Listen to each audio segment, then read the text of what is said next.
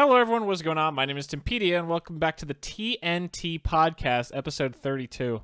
I think I'm going to remember it from now on, now that for some reason that 29 is like ever since. It's like every week I remember it now. But on my left, we have co-host number 1. Friedman, also known as Andrew, but mostly known as Friedman. And on my right, Tyler, also known as Just Tyler, or Tyler the Just. Oh my god. Oh god. The D&D alternate persona. That's his new command card, Tyler the Just. I came up with another idea for a D&D campaign the other day, where I'll tell you guys because we're never going to get to it.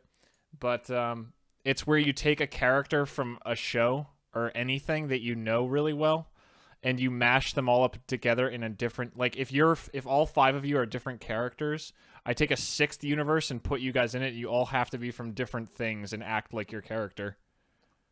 Sounds cool. It'd be kind of goofy. Okay. It was just an idea I had. Anyway, off topic, we got news to talk about. Most importantly, I've been playing 1 million hours of The Witcher lately, and we have good news about The Witcher Netflix show. Apparently, the pilot episode has been written. Yeah. Which means jack shit in the grand scheme of things. But it means they are dedicated to the show and are making progress, and the pilot should be coming in the near future. So, I mean, near future is in maybe the end of the year. Like, I have to imagine if they're finished writing the pilot, it's not very close. No, not at all. I even doubt the pilot's like finished being written, and it's more like revision 1 is draft out, 1 reviewing it. Yeah. Like we're editing it as we're writing this article. Yeah, I wonder where they're gonna start though. I have no idea. I wonder if it's because so I made this comment to Tyler because my girlfriend actually started getting into Witcher over the weekend, and we found out that the games are more of a sequel to the books than anything, and it makes me wonder if they're gonna are they gonna start with the flashbacks from the books, from the first few short stories? Are they gonna start from book 1? Are they gonna start from later? Because I feel like the bulk of the story, even though there's so much amazing stuff in the games, the story that they'd want to tell is from the books. Right. So but then the question is, do you do the flashbacks, or do you have like a flashback episode? Maybe. I don't really know how you handle it. So yeah, I guess it's all up to how they're writing it and how they want to present it. There's no way they'd open with a flashback episode only to jump to, like the real timeline. Well, it's not more of a flashback. The first 2, so there's 5 novels and 2 short story compilations, but like every single short story in those compilations takes place before the beginning of the first book. They're all set up. So I wonder if the first season would all just be stories, or if you start telling the story normally, and when you feel like you need to establish something, you flash back. The only problem with that is the books start at a point where you're already introduced to characters who are... You understand who they are because of the short stories. Like, yeah. You know what I mean, Tyler. Ciri doesn't... I know. You know Ciri's whole backstory before the book starts, book 1 starts, but she's already in book 1. That's what I mean, Friedman. Yeah. Okay. It's like the character who... Geralt's like the protagonist, but he's not the main character, if that makes any sense. The story kind of follows him, but the plot revolves around this girl, Ciri, who he is basically tied to. Okay. Yeah. And in the beginning of the first book, it's like they've already met, but most of the short stories are establishing Geralt and Yennefer's characters along with some other cool side characters and finding out why they're connected. It's more of a why thing when you go back, but it's still weird to just start in the books with her just there. I don't know. Yeah, listeners, if you ever want to get into the books, you should read those first 2 short stories. If you want to start reading The Witcher, Google Witcher novels, and like the first post is a Reddit post from years ago where a guy very clearly lays out what books to read in which order and why. And it's basically the 2 short stories and then chronologically, but he explains why and gives you links to where you can get them on Amazon and stuff like that. So it's really good. That's pretty good. But anyway, we got a little bit of magic news this week.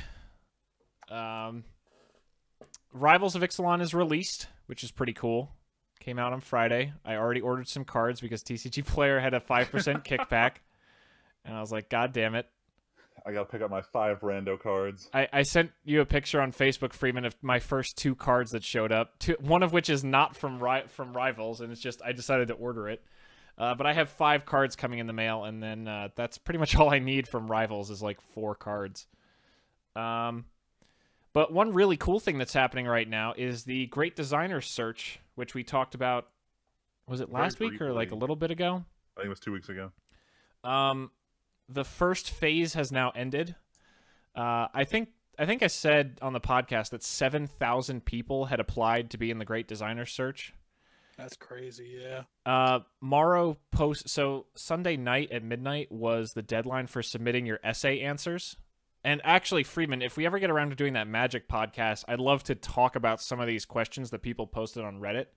There's some really cool essay questions people posted. I didn't actually see this thread. I don't know. Oh yeah, there were questions of like, what's your favorite block and what's wrong with it? What's your least favorite block and what's great with it? What mechanic would you make evergreen? What would you de-evergreen? It's really cool stuff. It wasn't like a comprehensive list, but people just posted some questions they thought were cool. But now, so Morrow posted on Twitter that 4,000 people submitted the essays and were within the like immediate guidelines of word count and everything like that as of Sunday night. Wow, that's a good number of contestants. So the crazy thing is apparently for the first 2, they wanted to. So the next phase is a multiple choice questionnaire, which they have to do this Friday. It's like less than a 24-hour window where they have to answer this questionnaire of multiple choice questions. Apparently, people are speculating that the way they did it for the first 2 designer searches was they had people submit the essays, and then anyone who did that got the questionnaire, and then based on the best answers for the highest percentages for the questionnaire, they would start with their essay answers and work their way down, basically. Because apparently, again, based on the first 2, Wizards wants about 100 people to make it through phase 2. Out of like 4,000 who got the phase 2 email. That's a lot. That's not a lot. I mean, that's... Now, they could easily... Someone posted from the email, because it wasn't like NDA'd in that part, I guess, where they said, yeah, we want to get it down to around, give or take, based on what Wizards want, people from this. So they're going to basically be looking at like the top few % of people who do that multiple choice test and then reading their essay answers to find out who gets to be in phase 3. Which is just fucking crazy. Jeez. I'm happy Wizards does stuff like this. Yeah, you won't see any see other like companies, like pulling Nintendo, on like, yo, design characters. Well, actually, League of Legends does that. Actually, they're going through one with one right now. Wait, like what? fan design characters. Yeah, Wait, like what? design characters. Yeah, I don't know if it's designing characters, but like doing art, like doing skins for characters. You mean on this? Are you talking about like on the subreddit? I don't know if it's so. I thought it was Riot. I don't know. My buddy was telling me about it. People post custom skins to the subreddit all the time, but I've never heard of Riot letting people do whatever. Maybe I'm hopeful. I mean, so with League, you can mod the game. People do make custom skins and allow people to download them, and you can override them. Basically, you override your old local versions of the skin files so that like your base skin for whatever character looks like this, but everyone else just sees it as the normal skin. Right. But I've never heard of a League-approved custom skin contest. I was misinformed. You know, okay, I think I know what they were talking about. A few months ago, Riot had a vote. A champion that since she hadn't come out like 2 years ago, she had never gotten a second skin except for the release skin. They concepted 3 or 4 different designs and then let people vote on which of those designs would be turned into a finalized skin, and then Riot is sharing progress about it. That's the closest thing I can think to what you're talking about. But can you imagine if like Blizzard was like, hey, let's have Hearthstone's next great designer or something like that? Oh man. But the other Magic news was they finally revealed some of the economics of Magic the Gathering Arena. That thing I was in the one alpha phase of. This is probably the most interested I've been in news about Arena, because one of the things that keeps me away from playing Magic the Gathering online is it's basically the same as owning cards in real life. You pay, it's a little less, but you're paying per card. You're buying from vendors. You build your decks that way. But anyone who's played Hearthstone knows that these Dust. Well, all right. So you got the dust, but I want to get into the fact that it's a self-contained experience. You're not buying from private vendors. You are essentially unlocking these cards yourselves. And I don't know. Do you want to give me like a brief overview of what the mechanic is? Go ahead. Yeah. So you are rewarded. I think what is like one free card for every win you have for the first 30 games you play in a day. It's not really established. The idea is to get about up to 30 free cards a day, but I highly doubt any of it's really set in stone other than the broad strokes. Point is, it sounds like Wizards being general enough with how frequently you're going to be given cards, and the general mechanic is once you hit your play set of cards, once you get 4 of any cards, any additional copies you get go into this vault. And once you fill up the vault with your extras, you get another drop. And it sounds like these drops are going to be like wild cards, where it's you pick the card you want. They literally have a thing called wild cards that you can open in a booster pack. And it's a card, like if you open a mythic rare wild card, you can pick any mythic rare from the set the wild card is from and just add that card to your collection. And that's exactly what I was hoping for when you like actually want to build a deck and you go hunting for specific cards. The structure, it seems like, so everyone was pointing out that at first it's going to be you build your collection and then you start building the vault very fast. But the one issue a lot of people took notice with is once rotation happens, and you stop getting cards in that old set and you start getting cards in the new set, suddenly you're filling up your vault really slow, and it's going to be hard to build your standard deck right at rotation, because it's going to be hard to actually get the cards you want to build with. Let's be clear, there's no easy way to build a standard a collection and a deck, period. This seems like this is almost guaranteed to not take off with serious players. There is no consistent way to say, I want to pay $50 to a bot and get whatever cards I need and have a deck right now. It's going to be more like pay $50 to Wizards to open a bunch of packs and hope you get that stuff so you can pub stomp day one. Whereas the game is really designed to be build a deck out of the cards you have, and the more you play, the more interesting cards it will reward you with. Sounds like true pay to win. On top of paying to win. Now, the one As interesting you know, thing... So, the other thing, though, is packs will only be 8 cards, not 15. And unless you're drafting, in which they are still 15. Well, 14, because they take out the base. There is no basic land by default. Basic land. But I don't know. I mean, I'm not really... To be honest, I'm not interested in Arena anymore. It looks too much like Hearthstone. And actually, someone made a comment at the store when I was there 2 weekends ago. And they were like, yeah, it just looks a lot like Hearthstone. And I'm like, yeah, it does. It looks a lot like the Duels of the Planeswalkers games that they had already. And so I'm not upset about that. I like what Hearthstone has done. I just don't like the gameplay of Hearthstone. Yeah. So if they could just take like the Hearthstone UI and just slap Magic in the middle, I'd happily play that. I mean, the other thing for me is I just care about Commander. And, like, that's the other thing, Freeman, I'd ask you is, like, do you really care about playing Standard or drafting online like that? Maybe playing, like, casual Standard. Because I literally don't have any other way to play because I don't go to stores anymore. That's true. That's true. I wouldn't mind putting together, like, a jank brew like I used to. Like, when I used to play Standard, I'd build, like, a Tier 1 deck. Once I'd win FNM with it, then the challenge was win without that deck. Build something else that's shitty and not Tier 1. And I used to do that all the time, so that will fill my itch of brewing some like jank tribal shit in a non-tribal block. See, that's so funny because hearing you say that is so different from all like the Magic podcast I listen to or videos in Reddit where it's all like, nah, this sounds like pretty shitty.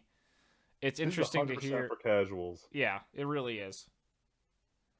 I don't know. Now that you're saying these things, I'm maybe a little interested, but honestly, I'm not interested in playing the beta or anything like that. This is not going to replace my main interest of Magic, which is Commander or competitive Modern. This is going to scratch my itch of I want to play something like Magic, but not really. And I don't feel like dealing with people on cockatrice. Yeah, basically. All right. Anyway, speaking of the other meme topic. So you mentioned the skins for Overdank. League, and I want to just jump right into this. But Overdank had its update today where they added the Blizzard World map. But more importantly, it was their big cosmetic update where they added a bunch of new skins to the game. New, was it like victory poses? What are they called? Play the game emotes? animations. Oh, play the game, yeah. Yeah, bunch of new stuff. And it was pretty interesting that Blizzard actually announced that they had outsourced a lot of the graphical work for this because they claimed that their team was busy working on the Overwatch League stuff, but also I think they were really inspired by how well people took the Uprising event last year, and they're trying to develop more stuff like that. So they didn't have a lot of resources to throw at just doing new skins and stuff. So they outsourced a lot of it to another studio, which is why a lot of the like play the game animations look way more ridiculous than you'd expect from Overwatch. Like one of the healers has this whole like action sequence explosion escape for her play of the game sequence. It's pretty cool, but the more important thing to take away from this, and Tyler has already experienced it today. Yeah, Cat Diva. Is they gave Diva a cat skin. Yes. And this is like we've reached pinnacle weeb status. I snap bought it. I saw it, and I usually save my money for the events. But I saw it and I was like, God damn. Got me feeling some type of way. It's my blood. Some type of way again. So, Some type of way. The two things is one, they added this to like the base drop pool. So this isn't like a special event chest. It doesn't cost extra coins to unlock like this. This is now year round for the rest of time. These are in every loot box. So also if you saved up your shit, it's real cheap to buy some of the good skins. But I saw that cat skin and I said, no, I can't keep doing this. I can't be the weeb that I know I am. I can, and then I bought it. Refuse the temptation. I said this to Tyler, and you're like, too late. Already bought it. Too late. Wait, you didn't actually equip it, did you? You're about to find out in 10 seconds. It's great. The tail moves and everything. I got a bell attached to my prostitute pistol. It's Can I just say a headline I saw that was a little frustrating? What was it? I saw a headline that was like, "Oh my God, the Overwatch League debut got more viewers than the North American LCS day one." And it's like, of course it did. Of course it did. It was the premiere of a new sport, basically. Yeah. Like, are you fucking retarded? Of course that was gonna win. Who assumed it wouldn't? The problem is there have been so many other like big esports launches where they end up just flopping and failing to like some average game going on. The fact that like this, it's not a surprise that it succeeded, but it's news that it actually did. Because if it didn't, that means that's the death sentence for Overwatch League. It had to succeed or there is no future. And people are just happy enough at that. It's true. I mean, they put a lot of marketing into yeah. Overwatch League. So Spent a lot much of money marketing. on this. For it to not work, they would have lost so much. No, it has to work. Like, I mean, there was no way this wasn't gonna take off. Whether or not it lasts as long as League has for 8 years or as long as Dota is up in the air, but there was no way the Overwatch League wasn't gonna be a success from the go. You wanna know how I know Blizzard knows what they're doing?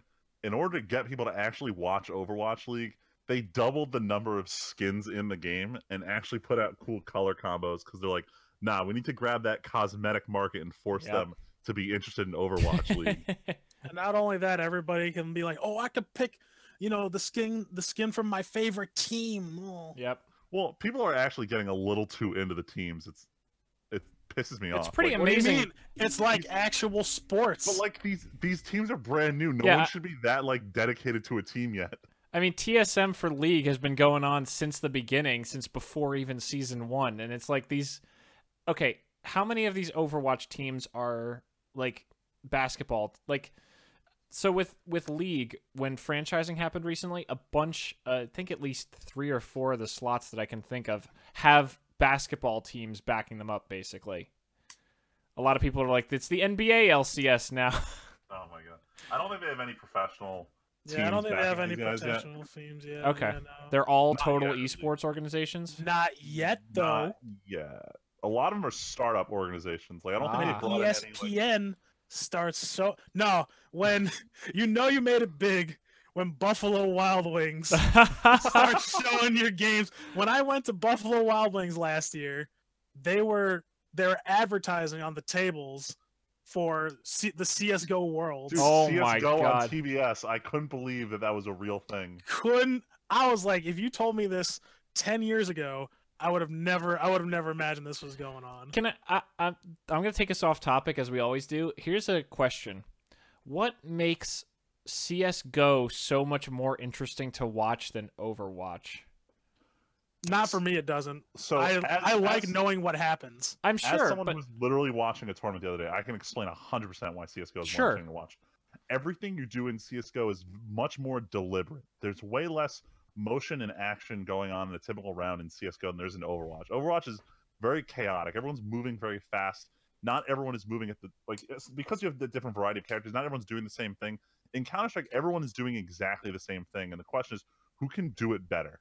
Well, also, it helps that in CS:GO, you have guns that shoot bullets, not lasers. Because if it was laser wars, then everyone would be freaking out because it's just... Like, there's too much noise on the screen is the big problem with Overwatch.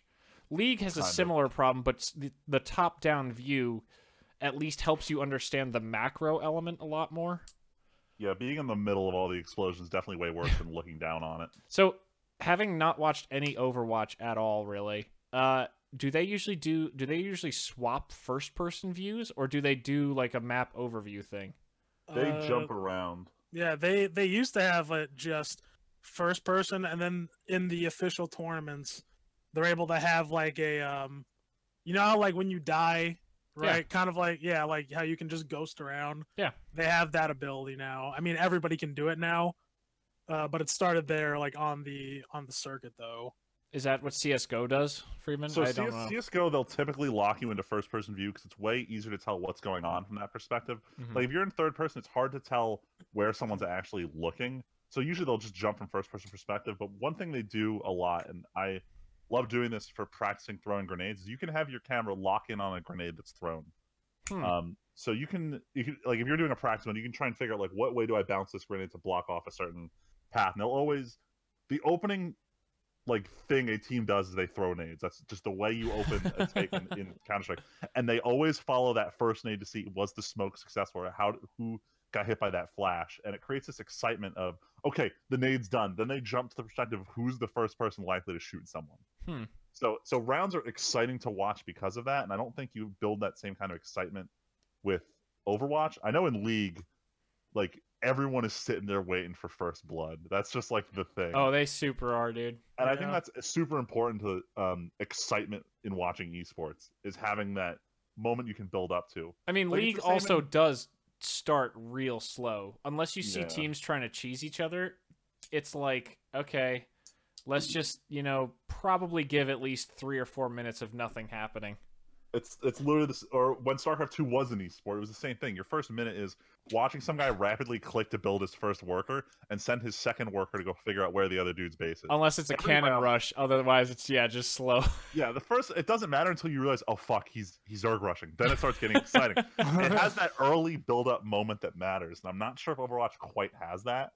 There's a lot of my friends and I use this term to describe, we used to make fun of our friend Lang when he played League, to describe the act of just running back and forth waiting for the minions get low enough you can get the kill. And I'm like, what are you doing? You're not actually doing it. You're running around. You're jostling. And the term jostling became this nonsensical phrase we use to refer to what you do in League or Overwatch, where it's oh, I'm just kind of poking damage, but I'm not actually really doing anything that matters. Jostling. So if a game involves jostling, nah. I can agree at low level League is like that, but after watching QtPie stream a whole bunch or watching pro games and listening to the commentators, they are actually thinking about every step they're taking. If they're up too far and kind of they're always moving back and forth, so skill shots are a little harder to land, and they're usually playing very deliberate. Yeah, exactly. So I know that keeps it more interesting, because watching League, at least for someone like me who knows something of League, I can look at that and be like, oh, he's playing up because the other guy can't get onto the wave and get creeps while the other guy is still soaking experience and can just drop back and get gold and come back and keep applying pressure. Yeah. Anyway, I just thought it was a cool difference between, like, because CSGO, Dota, and League are pretty much at the top right now, and it's a question of whether or not Overwatch is going to break into that. Who knows? Blizzard will make it happen. And Well, yeah, Blizzard's got the money. But you could also say Blizzard tried to do it with StarCraft. And they failed, and now they're trying again. But I'm saying it's not a... Ain't got the resources? No. I'm just saying it's not a guarantee. Well, no, nothing's Oh, it's ever not a a guarantee. Like, I also think StarCraft had an advantage, actually, because it was earlier. Like, CSGO wasn't as big, Dota wasn't as big, and League wasn't as big when StarCraft was still taking its shot. And I guess you could say esports weren't big enough to maybe sustain it, but I mean, there's too much to that. That's like a whole topic, practically, about the failure of StarCraft 2 as an esport. You want to know what brought CSGO back from the brink of death? Sure. Cosmetic loot boxes. Ugh. This game was on the verge of death till they added Hats, motherfucker. the weapon Hats. crates. It's literally, that's what keeps people in these stupid games. The gun skins, the hats. I mean, that's where League gets pretty much all their money is cosmetics. And yeah. Riot's Blizzard's like gigantic. That whole recipe and boiled it down to its core element and said, loot box. Let's do it. Let's make it a whole franchise based on this. And that's how Overwatch came to be. Let's make a game that we can build off of the loot box idea. All right, let's keep going. All right, moving on. Speaking of the weeb shit, like you guys were talking about the skins earlier, not real weeb shit, but kind of. Semi-weeb shit. Nah, it's pretty weeb. This is like it's like halfway weeb because it's like Western weeb. Yeah, the anime subreddit refuses to acknowledge it as a real Of course anime. they fucking do, because they're giant weebs. See, that's how we know. Fucking assholes. That too. Castlevania, the awesome test anime, I guess we could call it, from last year. The mini season. Yeah, the miniseries. There we go. The miniest of seasons or series. Has been confirmed that 8 new episodes will be coming out this summer. I'm hype as shit. That was a really fun miniseries to watch. Yeah, it was. Yeah, I was upset it was only 4 episodes. Me too. It wasn't anything earth-shattering, but they had some good animation. The voice acting was really good, and it was just a good, clean show. Nah, now that I think about it, it's the only game to screen adaptation thing that really got me going. Mm-hmm. Yeah, I don't really count Advent Children. Advent Children is like whatever. That also didn't get me going, but that's besides the point. Yeah, it Ooh. didn't get me going. Ooh. But like Castlevania, I was like, yo, I want Pretty dope. more of this. Yeah. I want more. No, Oh, I didn't even play any Castlevania games. Like I played Super Castlevania 4 on my Super Nintendo for a little bit after I bought it when I was at my first year of college. When I was just buying Super Nintendo games and NES games just because I was like, I'm retro now. I'm retro now. Look at me. Even for someone who never, and I know Val never played any of them for sure, and we both had a blast just watching the show and enjoying the ride. Yeah, it's good. That first I'm scene looking with the forward to it. fire and Dracula, holy shit, that show started That was off with really a cool. bang. It was The smoking. show is great as long as they can just fix the sound mixings, that the voices aren't so low. Oh yeah, Oh, that's yeah, fair. If That's they fair. can fix that. This is a 10 out of 10. This is a great show, but like I can't stand fixing my volume every other person talking. So Freeman, I know we Yeah. would have talked about it, but I can't remember. Was it made by a Western studio or was it made by a Japanese studio? I'm fairly certain, as with a lot of anime these days, it was made by a Korean animation studio. Oh. And then brought to the country of origin where it was actually prepped for release. But But it let me get was that confirmation. English, right? Like, it wasn't I- done in Japanese first. No, it wasn't. So Okay. this is Avatar: The Last Airbender. all Pretty over. much. Well, so Avatar: Last Airbender, when it was in Korra, they used this one animation studio that does a lot of like in between frames for major anime studios. That's why it had a little closer to anime style in some seasons of Korra. Like there was that one shot right at the beginning of season 2 where someone's like, "Oh, Korra, you like Mako, right?" And it zooms in on her face, and she has like the most stereotypical anime reaction. Like that was straight from that studio. Like, oh, let's just draw this real quick for him. God damn. Let's see. No, it looks like it was an American animation studio that did this. Sweet. Oh, That's and they spicy. got real Japanese people to draw. Oh man, so it's authentic, I'm sure. No, Netflix knows what they're doing. Psych, they don't know what they're doing. Man, I feel like that's a whole topic. Do you think someday anime will grow outside of Japan? But I feel like there's some. It stops being anime. I get. It stops being a weeb. It stops being true weeb. Speaking of Japan. No. This is What? a good segue. I realize this is a good segue to the one after this. Wait, no, not the elite one. What? The one at the bottom before weeb. All right, shit. you want to pull that What? one up then? Wait. Yeah. Oh, the game. Screen game adaptations adaptation? from games. Sure. All right, Okay. we're moving. Speaking of screen adaptations from games, there's been talks of a Duke Nukem movie. Terrible idea. Oh, God. Oh, 100%. You know what makes it even a worse idea? If Duke Nukem was played by John Cena. John Cena. Also, I don't know why they think this is a good idea. Is it? They think everything's a good idea. It like even no. Even if you thought the movie was a decent idea, what's the point of hiring the most white bread safe white guy wrestler tough guy you The could term ever is possibly potato find? Salad. It's a potato There's salad. a reason for this. So he's regarded as the potato salad of WWE, such that r/potato salad is the WWE subreddit. Oh my god. And r/WWE is just potato salad. Or maybe it's the John Cena subreddit. The point is they flip-flop permanently because of that stupid joke.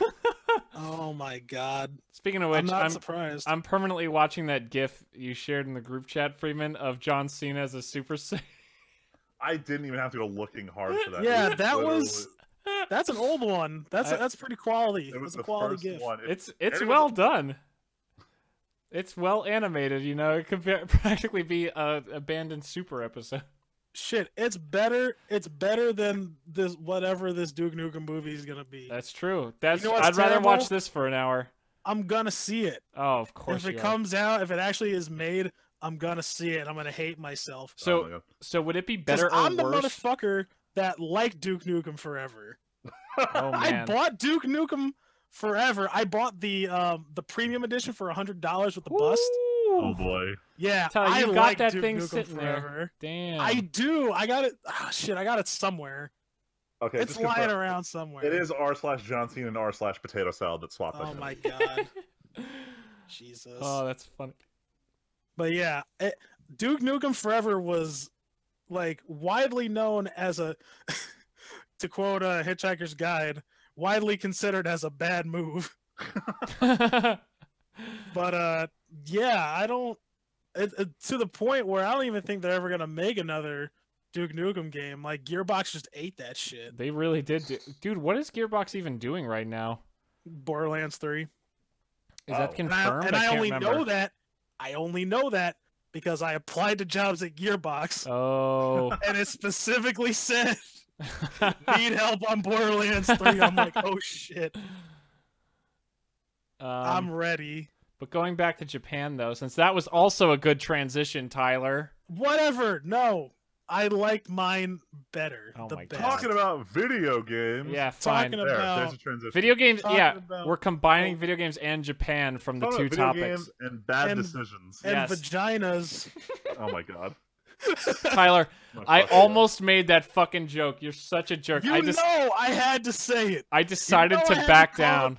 No, you have to call it the Nintendo labia. No, you Oh didn't. You my have to. God. I was so You have tempted. to. Fuck, I was tempted. You God damn it. gotta. Oh my god. So So, we're what talking is about this the Nintendo cardboard dumb Labo. bullshit? Labo. The cardboard DS. Yeah. Freeman, What? did I you? was like, say- where do we oh, no. start on this? Never Like, mind. I don't. So all I remember is going to the reaction thread and everyone was like very upset with this. And the top comment was, "Here's how today played out. Nintendo announces, hey, we're gonna announce a new peripheral aimed at kids. Nintendo fans, okay, that sounds pretty good. Nintendo, here's the Labo. Nintendo fans, wait, this isn't Smash." And that was how the day went. Oh my god. I saw the best GIF though. I don't know if I shared it with you. I think I did. The SpongeBob one. Oh, with the box and imagination. Yeah, the box of imagination where they toss Metroid and Smash all in the Oh garbage. yeah. Oh my god, I remember that. Oh my god. And it says Nintendo Labo on it. I'm like, Jesus. Oh man, there were a bunch of posts on Dank Memes today about Miyamoto being way too in love with cardboard. I gotta see if I can find them. You know, it kind of bothers me. I just want to say one thing. Like, as much as it's cool, I got two problems. One, nothing ever. They say like, oh, look how all this stuff will come out. It looks really nice. No, everybody knows when you put that shit together, it's gonna look like shit. That piano is not gonna look good. Yo, it's not gonna play like that. It's not gonna play like a good piano either. Let me tell you. I might be watching the GIF from SpongeBob again. It's 'cause it's true. Oh my god. So true. And two, it's when people do shit like this, it kind of bugs me. Like companies, it's like, oh, you could be working on literally anything else. Literally anything else that could be good, and it's like, oh, we're gonna take risks, and I'm all for taking risks, right? But I'm like, oh, you're on such a good roll with all of these announcements. Like, I want more. It's like, more games, dude. I was like, yeah, I want more games. It's like, all right, you gave me cardboard, and it's $70 fucking cardboard at that. Or it's like $60. It's $70, but the game is included. Like the games. Plural. What game? Games, mini games, aka the whole reason Mario Party's a thing. But then it's like, it's kind of dumb because then I could see these cardboard things going the way of like everything else, like your Donkey Konga bongos or your Guitar Hero guitars. Controllers for Wii. Hey, look, we played with it for 2 days and now it's in the garage forever. Exactly, that and especially like drum pedal from Guitar Hero Metallica. Yeah, shit like that. But you know though, and I think it's kind of horseshit. Like they have to figure out how to make these last. Like cardboard ain't gonna last, especially if people like, you know, like the grease from your finger is gonna fuck those shits up like real quick. So I think people were talking about the fact that you'll be able to either buy stencils for making your own cardboard shit, or just buy new cardboard cutouts from Nintendo.com, where it would be cheaper because it doesn't include the game. But I don't know. It sounds like a workaround. I feel like the long-term consumer might run into some issues with the cardboard. I mean, I can tell you right now, this is not aimed at me. This is not aimed at anyone on this podcast. No one who played Zelda. Maybe people who played Mario. That's it. Yeah, some people who definitely no one who's played Zelda. Well, I can't say not everyone, but like I could say a majority safely say will probably not get the cardboard. I know there's only one person out of my group of friends who has a Switch who's like, "Oh, I'm about getting this Labo." I'm like, okay, man." Tyler, you were like halfway between the two names right there. Labo, labia, the Nintendo vagina. Oh my god! No. All right. See, now I imagine. Final topic. Japan, they're gonna make. Oh my god! Stop it, Tyler. I'm just gonna make you. No, leave it up to your imagination, listeners. A cardboard something. Let me just leave it at that. In Japan. No. No. It's over. Oh my god, Freeman, not another fucking, it's the same thing, damn it. So for those on audio, Freeman just sent a picture to our podcast group chat. It's a guy with a cardboard box in his hand full of 4K, 60 FPS, new controllers, a Switch, VR, and Miyamoto's face is on the guy, and then it's Miyamoto making a derp face with the cardboard box empty. Yes. It's pretty fucking brutal. I got at least one more solid Miyamoto meme saved, but I don't know where it is. My God. But in final news, still on video game news, this is something I saw that I am super hype about. There was a leak a couple days ago for an updated version of the Microsoft Elite Xbox controller. Ooh. And I'm pretty hype about this because this Elite controller in my hand right this second is at the top of my list of all time right now. Ew. And ew. What? Ew. Wow. Yeah, I said it. Ew. Wow. Why? I feel like the 360 controller was the apex and from them going to the Xbox One controller was a step down.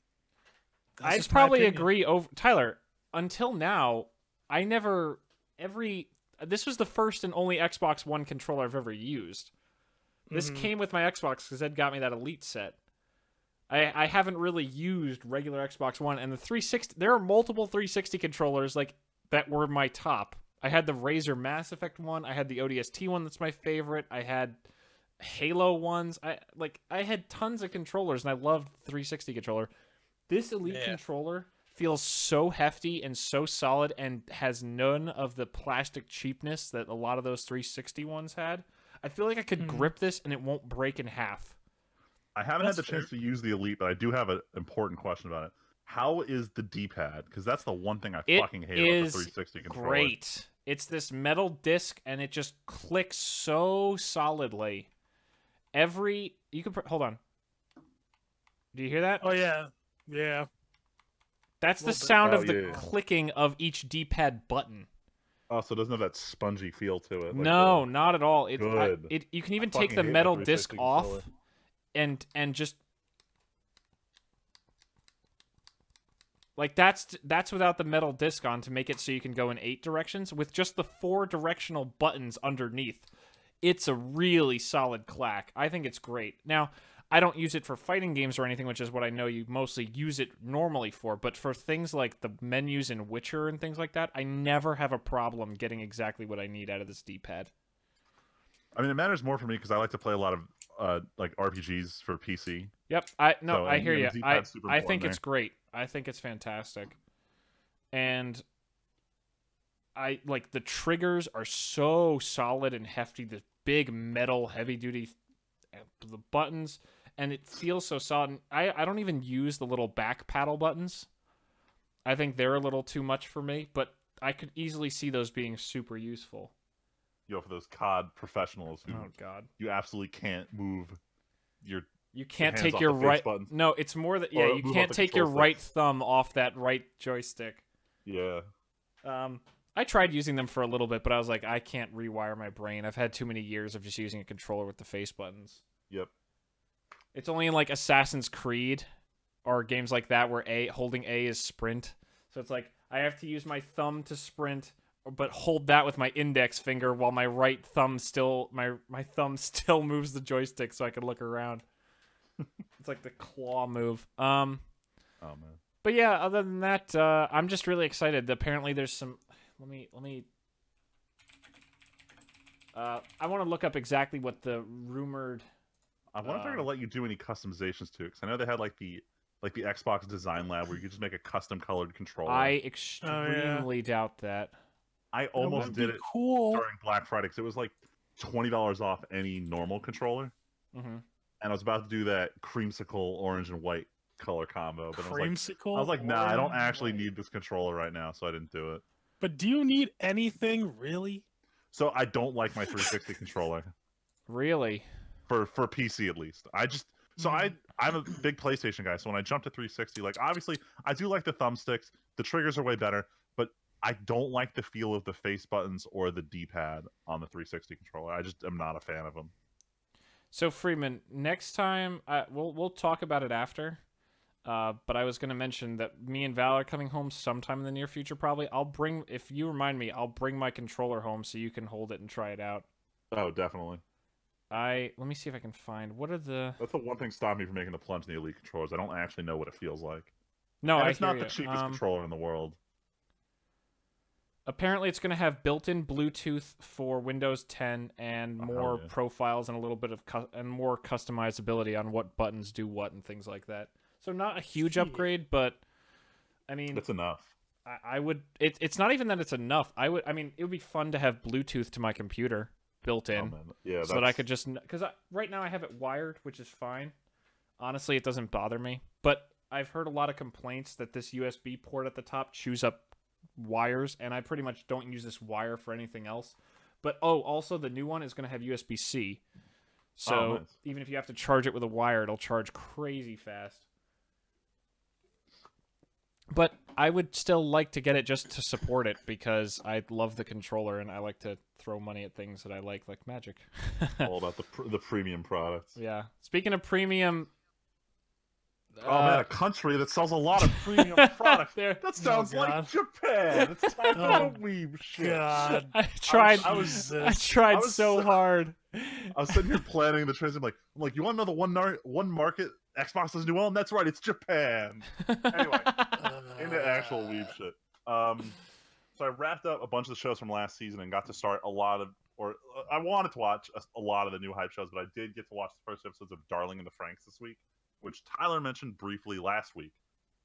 This is the new one by Studio Trigger. It honestly looks like Fooly Cooly Kill a Kill, and I'm all about this. But the problem I've got with it is we're 2 episodes in, and this show, like, it's about robots, but it's actually about dealing with sexual incompatibility.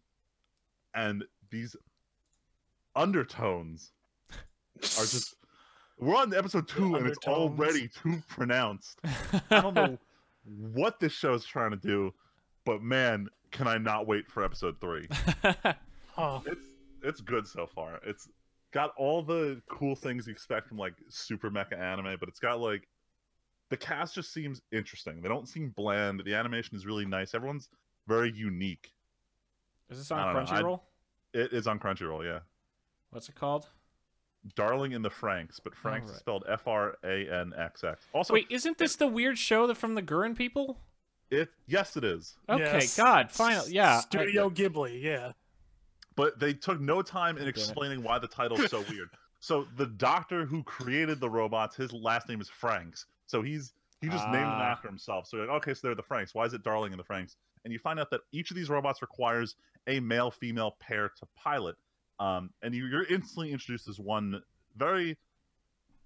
How do I want to put it? She's a very strong character, and she is known for, like, not partnering up well with people in her robot. And she meets up with this main character, and she constantly refers to him as her darling. So, Darling in the Franxx. It's about them piloting the robot. That's the meaning of the title. Yep. So, there you go. Not wait until episode 26 to explain what Tengen Toppa Gurren Lagann means. Yeah. God. Never mind. All right. No. I was gonna ask. I know Tyler's definitely tired of hearing about it, but Friedman, now you could officially give your reaction on camera, full blast. So I finished Made in Abyss middle of last week. I was kind of rushed to finish it because it was one of the shows where it was lingering on my mind, and I'm like, I don't want to watch the ending. I know it's gonna be sad, but at the same time, I gotta know how it ends. It can't end on this moment. So I watched it, and I made it like 75% of the way through this like hour-long last episode. I'm like, I'm not gonna cry. And then character says like 2 words, and I'm like, oh no, that was the switch. Damn. I was very angry. Direct. But this show, like, I already told everyone on Sunday when we were doing D&D, but my boy over at Glass Reflections on YouTube, he was talking about his like anime of 2017, and he described Made in Abyss as the greatest show that he never wants to watch a second time because it's so good that I don't know if I want to put myself through that emotional experience a second time. And then there's Val, who does it like every other day. Voluntarily. It's fucking ridiculous. Like, I made it to one of the rough episodes, and that was when Val revealed she's on like her 3rd watch. I'm like, yeah, what? How do you do this? Once. Why are you doing this a 3rd time? I strongly agree with people calling it anime of the year. The only one that could possibly fight it, I haven't seen it yet, Land of the Lustrous. I plan to watch it soon because literally no one will shut up about it. And the reason everyone's talking about anime of the year is because, transition to my next mini topic, Crunchyroll is throwing their 2nd annual anime awards. And they drew a lot of flack last year because they had very little intervention into what got nominated. And at the end of last year, Yuri on Ice had just finished airing. For anyone who doesn't know what Yuri on Ice is, it was an anime about Olympic ice skating. And very gay. Because it featured a very prominent gay couple. But unlike most anime about gay couples, being gay was not the point of the anime. The anime was about ice skaters. There just happened to be a gay couple there. And that was the thing that was so how do I put it, refreshing about it is that it didn't put it on this pedestal. It essentially normalized it, and Can I the just LGBT community loved this. Can I just say real quick? The only reason I just said that is because the impressions I heard from everywhere were that it is on a pedestal for that show.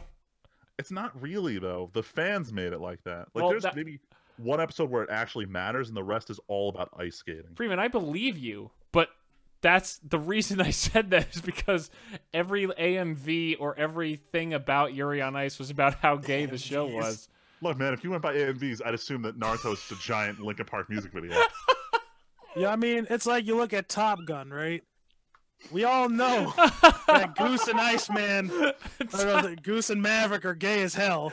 That's not the centerpiece of the show, and they just so happen to be gay. They just like to play volleyball without their shirts on, Tyler. Yeah, man, it's whatever. It's not the whatever. All I'm saying. Anyway, I'll put it this way: I've watched shows before where the focus of the show is about two gay characters, and usually the plot is not that inspiring. You're carried by caring about two characters and their relationship. And that almost kept me from watching Yuri on Ice. I ended up watching because my sister was very adamant that it was good regardless of the romance. And she was right. It's a great show. But the problem was fans bombarded the Crunchyroll Anime Awards to the point where Yuri on Ice won categories it should not have been nominated in. Oh, boy. I don't remember if I'm right, but I'm fairly certain it won Best CG, even though it had barely any CG in it. Wait, you're saying fans bombarded them and then fans complained that Yuri on Ice won too much? The issue was that it made it through the nomination phases into these, and then it ended up winning a bunch of spots it shouldn't have. So Crunchyroll stepped in, and they decided this year the community was going to have less of like a total pull on it, and they were going to have 9 judges, and the 10th judge is the community. Good. For which shows should be nominated for which awards. So they had someone from Crunchyroll, someone from Funimation, someone from Netflix was involved. They had a bunch of people from Anime News Network, a bunch of prominent anime podcast hosts. They were all involved. And the nominations went up early this week. So every person involved in the anime community is giving their input on the list. And the general consensus is that Hero Academia Season 2 is overrepresented in a lot of categories. Of course. Don't get me wrong. It is up for, best show, best animation, best action, which, are all justified. But the problem boiled down to is they used to have the best male character, best female character, and they boiled it down to this year, best boy and best girl, which kind of... My boy over at Glass Reflections was pissed because it kind of skews the view towards like more younger characters. The point where the character he thought should have been best girl of 2017 was Ozen from Made in Abyss, and he's like, she doesn't fit the definition of girl. Like, if it was a female character, yeah, she'd be A-okay for this category. But because of best girl, it was dominated by a lot of younger characters. Fuck! And in each of those categories, Hero Academia had 2 characters in each one, whereas most of the more popular shows only had 1. And again, there's only 6 characters or shows in most of these nominations. Yeah. So it was like Deku and Todoroki made it in for male. And of course, they were going to make it in no matter what you called that category. You had, what's her name? Uravity and big pink girl and Frog Girl both made it. Oh, of course they did. Oh anyway, my god. The point is what was nominated was done a lot better. There's a little bit of controversy because they mixed in some movies with shows, and it's well known that your budget for anime movies is much higher than you would for a typical TV broadcast. So there's some categories that are just going to get swept by movies because it's like, oh well, they clearly have like the best animation. When you can throw 10 times the money at something, it tends to be better on average. But the big concern is that everyone thinks that the general populace is going to vote for Hero Academia Season 2 regardless of whether or not it deserves it. Because even though, thankfully, they don't make the decision. Hero Academia Season 2 had one scene in particular where I think that scene could be called the best animated scene of 2017, and it's the Todoroki Deku fight conclusion. That 2-minute cut was perfection. I love it. But as a whole, I don't think Hero Academia was the best animated show of the season. There are like 2 or 3 others I'd put above it. But point is, everyone's waiting to find out these results because we don't want another year of people making the joke where anytime an award comes up, people are like, oh shit, Yuri on Ice is going to win. Like, people are still making that joke about this year. They're like, watch, Yuri on Ice is going to win Best Anime 2017. Oh, that's good. Anyway, keeping on the topic of awards, and this one pissed the fuck out of me today, is they revealed the nominees for the real awards. I don't know if it's the real awards. Come Oscars, on. Academy Awards, whatever. They're showing off the nominations. And the anime movie that I talked about a month or 2 ago, A Silent Voice, which was a very somber look at growing up deaf and dealing with depression and suicide. It had almost made it through the nomination phase, and it was going to be the last one announced when they finally announced who the last nomination was, and it went to DreamWorks' Boss Baby. Get the fuck out of here. CG Solid movie with choice. Alec Are you Baldwin. serious? They gave it to that instead of this movie. And I started looking, I'm like, how the fuck did this actually happen? And last year, one of the 10 people who decide who wins this award, they said they didn't watch any of the movies up for nomination and they just picked the movie that their grandchild liked the most. And this You have shit to be got me shitting livid. me. No. Boss I'm Baby not. with Alec Baldwin. Yes. Nominated for an, like, what? I don't know Anime if of it's the an year. Oscar. It's an Animated Oscar. film. The Academy Awards are the Oscars. Okay, wasn't sure if Same there was thing. a difference. All right.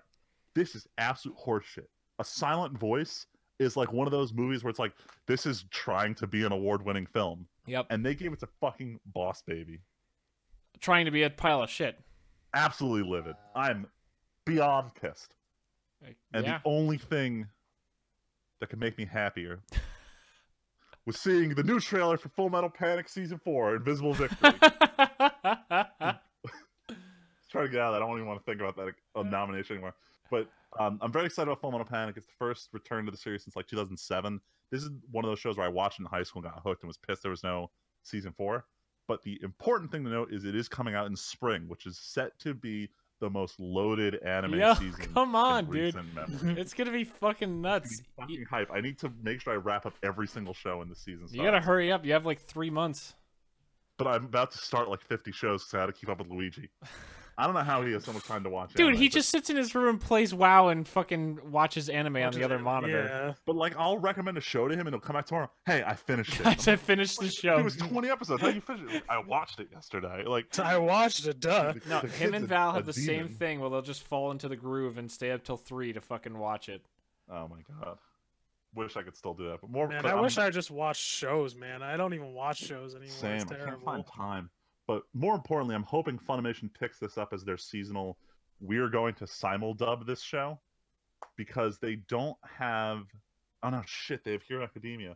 Fuck. So Funimation does a couple shows at the same time. I'm really hoping they do Full Metal Panic because I grew up with the dub and I'd love to see it. Speaking of not the being only simul dub, we never added the Dragon Ball news. Oh shit! Yeah, let's do that one next. Okay. So we had discussed this rumor a couple months ago that the current arc of Dragon Ball at the time, which they're still in that arc, it's the Universal Tournament arc, was going to be the last arc of Dragon Ball Super. And it seemed like an issue of they weren't sure how they could avoid just continuing power creep, and they felt like it was a good point to end the show. Especially since it's so popular now, they can just go back to selling games, as we've seen with Dragon Ball Fighters. Regardless, Which we didn't know- earned it because it's so good, not necessarily Actually, because though. it's just Dragon Ball. No, but there's renewed interest in Dragon Ball as a series because of how well Super's doing. But point is, the number one way you know a show is done airing in Japan is when you look at the airing schedules and what's going in what time slot. That was unfortunately the way we found out that Food Wars 3 was split into 2 half seasons instead of continuous, just because we saw, hey, some other show is taking over its time slot. And the same thing happened with Dragon Ball. We found that its time slot is going to a different show. I believe it's in 3 weeks?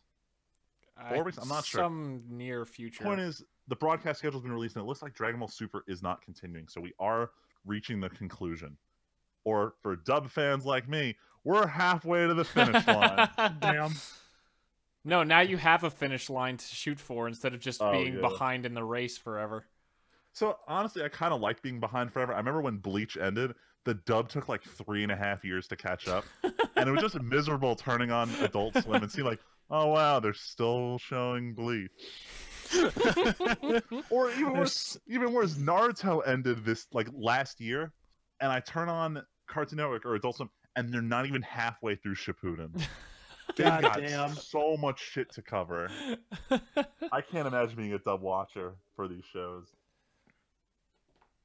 Yeah, But- it's painful. It really is. Yeah. I mean, I don't watch dub anymore. I remember I kicked that shit in high school with Bleach. I kicked that shit. That Yeah, dirty no, it habit. was- dub. No, it was with Death Note. Yeah, that's right. It was Death Note. Wait, Death Note's where first. you gave up on dubs? Oh yeah, you said you transitioned back and forth, right? No, not with Death Note. Death Note, because like, I think the first 2 episodes, the first like 2 or 3 episodes came out on Adult Swim with Death Note, and then after the 3rd episode, I'm like, I gotta watch more. And so like I just kept going until I finished it. I was like, this is, oh god, what have I done? And then everybody's like, oh man, did you see last week's episode? I'm like, yeah, motherfucker, like 3 months ago. Fuck out of here. Generally I don't watch dubs too much anymore, but for this, it's Dragon Ball. I cannot stand Goku's Japanese screaming grandma voice. That's as forever the problem. I cannot watch it. It just kills the show for me. Vegeta! I'll gladly wait for Sean Schemmel to scream one out for me in the dub. Dude, nothing will ever... I can never not watch him because you just watch the Super Saiyan 3 scene again.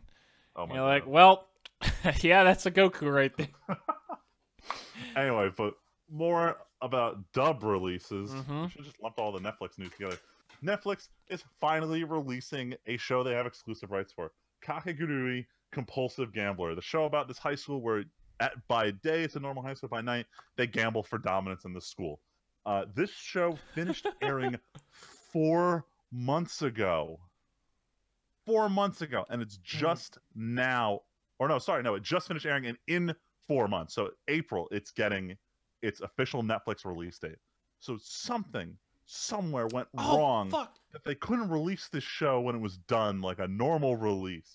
And Netflix is just radio silent, like, this is the official launch date, completely ignoring the fact that it was available elsewhere in the world for, at this point, it's going to be 7 months from when it started. Yikes. Damn. When it finally comes out. And Netflix is just like, no, this is the real release date. This is a brand new world original. No one's ever seen this before.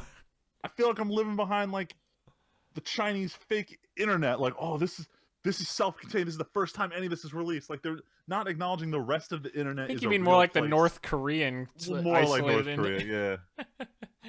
Your fearless leader has discovered a new anime that we brought back from the abyss. Here, go watch. Kim Jong-un, the massive weeb, has brought to you. He's returned from the 6th layer of the anime abyss with new shows.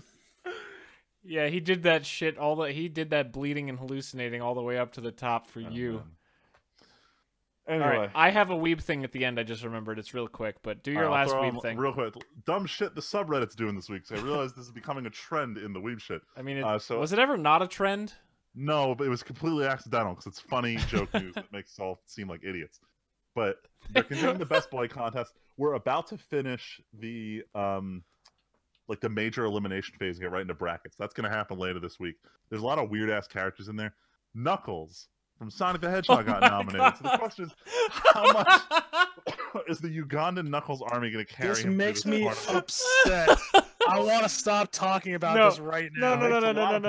No. If this was a real, actually important subreddit, I'd feel bad. But this is the anime subreddit. This is all they deserve, is the fucking Knuckles thing over and over again. The icing on the cake is that right next to each other in the elimination pods was Knuckles the Echidna from Sonic the Hedgehog, as well as the character Knuckles from Hunter x Hunter, who's actually a good character. So everyone's like, oh man, what are the odds we get the Knuckles versus Knuckles showdown in the opening brackets? So we're all banking on that. Gonna be a giant, the way discussion. I hate the internet. So yeah, I fucking love it. Freeman, who seeds this? There's this one guy who runs it, but they use this one website where you have to log in with your Reddit account, and your Reddit account needs to have been active for like at least a certain number of months to avoid anyone just like fucking up the results. So they're all pretty legitimate. No, but I mean, who makes the bracket? Like, who seeds the things in the bracket to where they're going to go on the bracket? It's randomized. Random? Oh. Yeah, so you can get like major upsets in the early rounds. Because I was going to say the Ugandan Knuckles has got to be last seed, hopefully eliminated on that shit. I don't know if they seed it based on who got the most votes to stay in. I'm not sure, but I don't know. I just I'll look into it. But my little bit of the one other thing the anime subreddit's doing, it is the 10th anniversary of the anime subreddit. So to celebrate, they're having everyone draw fan art of how do I describe this? So so Reddit's mascot, the little alien Snoo, every subreddit has their own variant of it. Yep. And of course, the anime subreddit names theirs Reddit-chan. So people are drawing fan art of Reddit-chan for the 10th anniversary, and it's flooding the front page right now. Anyway, that's That's what the subreddit's up to. I Tim, want to if you see wanna what add. that thing looks like on the already created in full Do You Know the Way subreddit. Oh my I want to know what that thing looks like on there. Anyway, I was just going to say, I talked about it last week, the Godzilla movie. I successfully watched the Godzilla anime movie. I almost saw it yesterday. What'd you think of it? So, it's nothing earth-shattering. It's not insanely amazing. It's not insanely good. The CGI is a little weird. It's kind of stiff, especially when the characters are talking during battle. They're like, I am still moving my mouth in like very square motions, very deliberately. Wow. But it's neat. I mean, honestly, the premise is, it's a really simple movie. I mean, it's, so the whole story, this isn't a spoiler. The story is humanity got visited by like 2 alien species, and they started living on Earth, and then Godzilla and all these other monsters attacked and did so much damage that they chased humanity off of Earth, along with some of the remnants of these aliens. And there's like one super ship that carries humanity, and it's like a few thousand people between these 3 races. And they bounce around doing warp jumps to try to find habitable planets until like 20 years later, basically this one, the rogue main character is like, we need to go back and kick Godzilla's ass and take Earth back. So he devises a plan to kill Godzilla, and he leaks it. And then everyone on the crew is like, yeah, let's go kill Godzilla. So they jump back to Earth, and it's like, whoa, a lot of time. Like 10,000 plus years have passed since we left Earth. And wouldn't you know it, it's not a spoiler because the title of the movie, Godzilla's still thumping around, and they go fight him. Like I said, nothing earth-shattering. It's kind of, they gave Godzilla a lot of goofy powers. Godzilla has like a shield now, and What the hell? breath kind of functions wow. differently. It's more like a laser beam, but the breath stuff they do is really cool. Like, he charges it up, and it doesn't just look like a blue glow like it does in a lot of the old movies. It's like a lightning charge across his spines. And then as soon as he releases, it's just more of like a giant laser blast, but there's some really cool faraway shots where you just see this blue beam blast into the sky. The roar is still the classic roar. It has to. Yeah, they have to. It's iconic at this point. But no, it's not terrible, but it's worth watching, mostly just because there are going to be 2 more of these movies, and I don't want to spoil how or why there are more movies. But well, I say spoil. I mean, you know, there's going to be more movies. But they have an after credits scene. It really doesn't mean much. It's not like you see Godzilla, like 10,000 Godzillas descend on paratroopers from space or some shit. It's just a little, it's like one of those teaser scenes at the end of a Marvel movie. Mm-hmm. But overall, it was fun. I didn't dislike watching it. It more makes me interested. It's kind of like the first ever Godzilla movie, I guess you could describe it, in where it's just the humans learning to fight Godzilla. And it makes me excited for seeing, like, because I know that Mechagodzilla is rumored to be in some of the later ones. That sounds really cool. I would love to see what monster fights look like on a scale like this. That would be cool. So it's kind of that same thing where, like with the new Godzilla movie from the American one, I'm super hyped for Godzilla versus King Kong because I want to see what a modern version with like sick ass CGI of those 2 monsters going at each other fucking looks like. So overall, It was a good time. I didn't mean to take that long, but if you have, I wouldn't even say you have to go watch it, but if you want to see something kind of Godzilla related and just want to see a decent anime movie with Godzilla involved and have like an hour and a half to kill, it's not bad. You're not going to hate your spending the time. And hey, it's Godzilla content. Yeah, actually. Anyway, we are going to take our break and come back with our topic that we probably can't talk about for too long because it's already 10 Oh yeah, it's o'clock. already really late.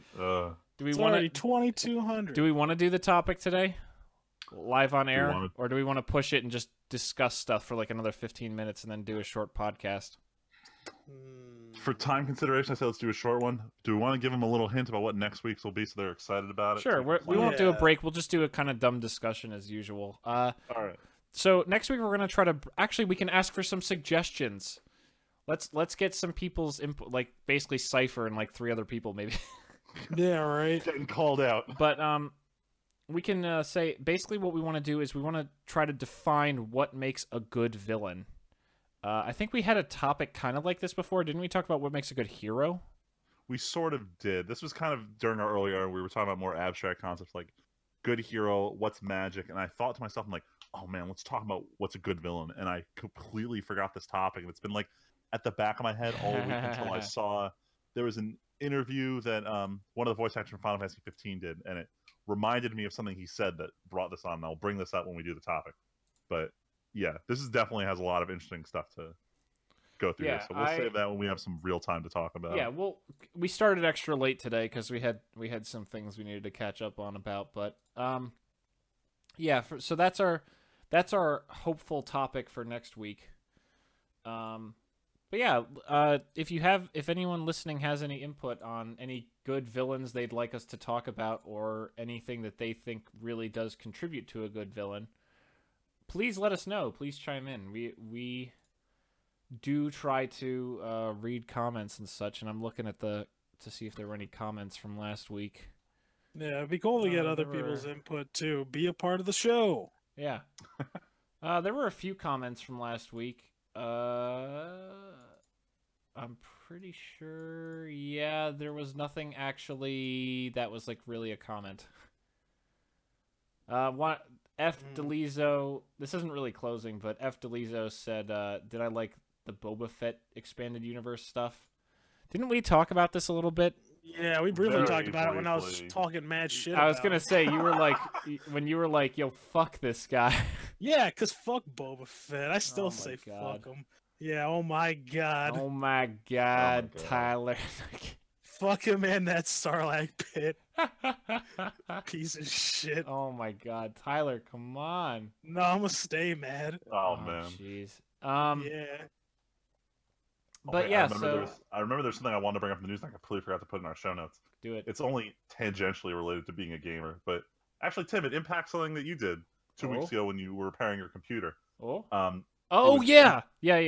So Nvidia released a press statement earlier this week. Oh, saying this is hilarious. they want retailers to prioritize selling their graphics cards to gamers and not cryptocurrency. Wish miners. they had done this about a month ago, so I wouldn't have had to spend so fucking much on my graphics They card. haven't announced any real way to enforce this, but No. like, you go on literally any website and cards are either double their normal price or they're not Yep. in stock with no sign of a restock. Like, I was at Micro Center just getting my cooler and hard drive the other day, and some guy walks in, he's like, "Hey, do you have a 1080?" They're like, "None of them." Like 1060, none. They're like, "We have a really like bad 1050, but that's all we're gonna have for the Holy next 3 shit. months." And a lot of Wow. retailers, like Micro Center, have said that like this is a real issue, that they're like the parent, like, so these retail companies will buy from these giant like storehouses, but those storehouses are Wholesalers, selling yeah. their cards in bulk to these miners. They're Yep. not.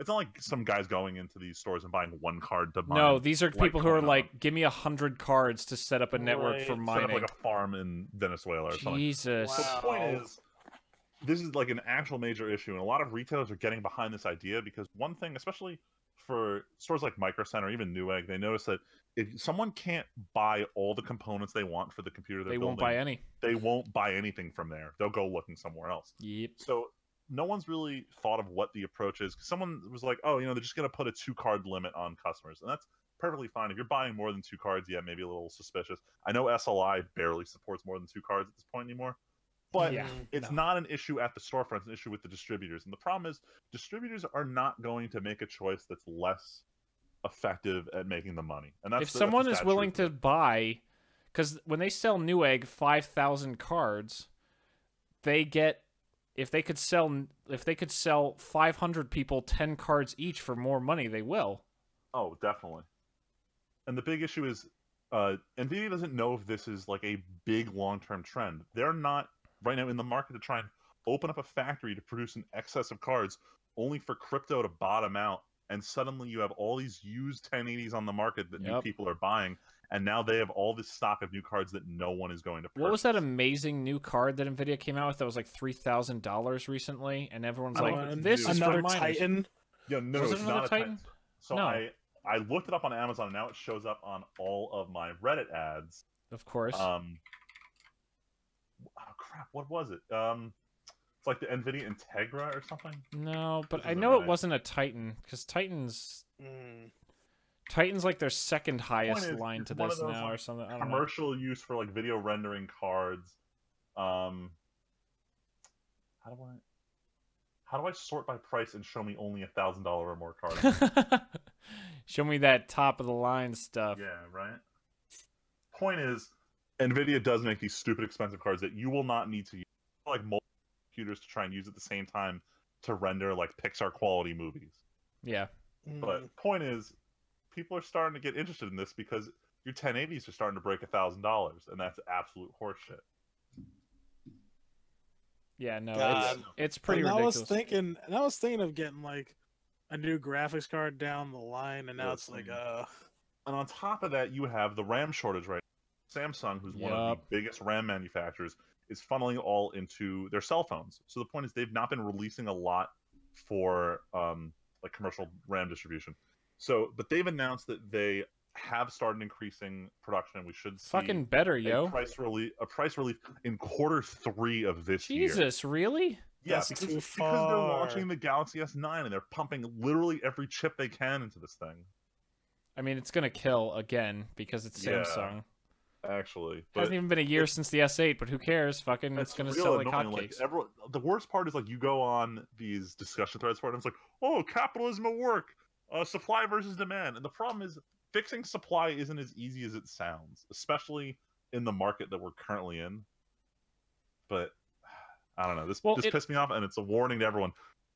If you're looking to build a computer, don't. It's actually cheaper to buy pre-builts, because a lot of these pre-builts were built a year ago when prices were all lower, and they're still priced from when they were built that way. So there's a lot of places where you can buy a computer that's like a built-in 1080 and 16 gigs of RAM, and like a year ago it would have been a ripoff. Now it might be like $50-$60 cheaper than if you were to buy the parts yourself. Or even if it's not cheaper, it's not worth hunting down the parts. It's odd because like about 5 or so years ago, you wouldn't say that. Nope. I mean, I think in 6 months you won't say it. Yeah. This is like the half-year window where crypto is skyrocket.